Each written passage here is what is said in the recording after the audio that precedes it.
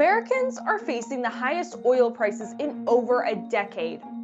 With prices spiking to over $100 a barrel, we can see the impact that it's having at both the pump and on our wallets. But what are the wider effects that it can have in terms of inflation and possibly a recession?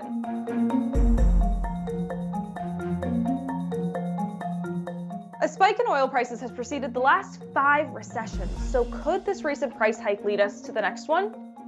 Beyond gas prices, oil costs are passed down to the consumer in several ways. If you've been to the grocery store or even out to eat, you've probably noticed that those prices have jumped substantially. The increase can in part be traced back to food production, farm machinery, fertilizers and packaging, transportation costs. It all depends on the cost of fuel. From March 2021 to March 2022, the cost of eating at restaurants rose about 6.9%, while retail grocery store purchases increased by 10%.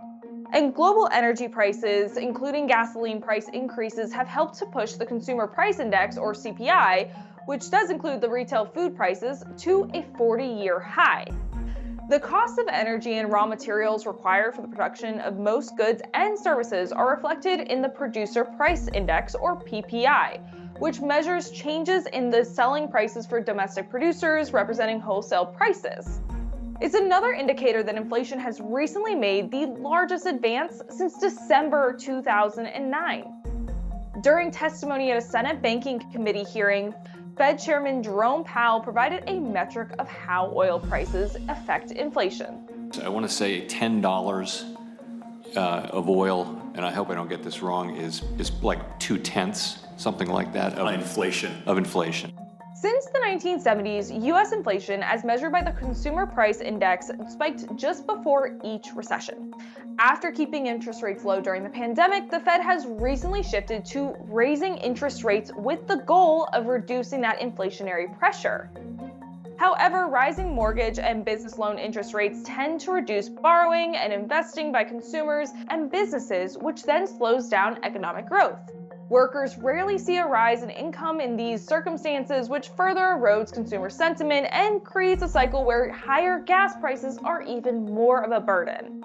Rising oil prices are often due to an imbalance in the supply and the demand. In 2008, rapid growth in the demand for oil drove prices much higher. Brent crude shot up more than 180% from its 2007 low of $51 to $143 in 2008. Canada, Mexico, and Saudi Arabia are the largest and most stable sources of U.S. petroleum imports. Before the ban in early 2022, Russia was the next biggest source, providing just 3.5% of oil imports, but 21% of U.S. gasoline imports. Large oil price spikes have historically been related to geopolitical conflict and the threat of supply reductions. The Russia-Ukraine conflict and subsequent U.S. sanctions on Russian imports drove oil prices to the highest level since 2008. As the market reacted, gas prices soared above $4 across the country and even spiked to $6 in California. The 13-member intergovernmental organization OPEC regulates petroleum production, supply, and prices in the global market, and OPEC Plus, which includes Russia, controls almost 80% of the world's proven oil supplies. Geopolitical instability in any of the member nations has ripple effects throughout the global markets. Now, there is good news on the horizon. Oil represents a smaller part of U.S. GDP and energy consumption than it has during previous economic cycles. Therefore, sustained elevated oil prices would be required to have a more serious effect on the broader economy rather than these short-lived spikes. So if the price of oil does play a smaller role in the economy, it would carry less weight as a factor in predicting a recession. Several other factors like those which make up the leading economic index, which include manufacturing orders, consumer sentiment, housing building permits, employment, and credit interest rates, comprise a more comprehensive set of indicators that act as a gauge for identifying economic turning points. But demand for gasoline in the US is climbing as the pandemic wanes and is compounded by efforts to loosen supply chain bottlenecks. And of course, with more workers commuting to jobs and consumers planning for the summer travel season, there's more people on the roads. Higher oil prices have a synergistic effect on the economy, together with more inflationary pressure from commodities and staples.